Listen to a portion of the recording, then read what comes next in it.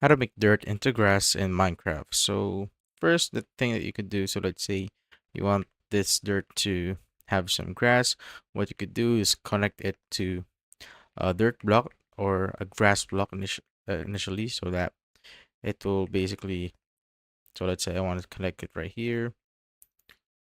So if you wait some time, the grass here on the grass block will connect with the dirt block right here, and eventually it will become a grass block.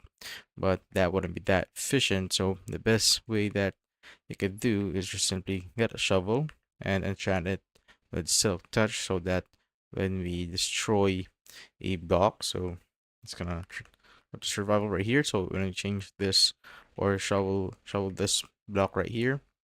Instead of getting the dirt block, we will get the grass block instead. So you won't get the dirt, but instead you will get the whole grass block. And after that, what you do just simply go to the place that or block that you want to add the grass to. So let's say I want to add it right there, and you can just wait for some time till the grass grows from the dirt right there. So that's how I basically make dirt into grass in Minecraft.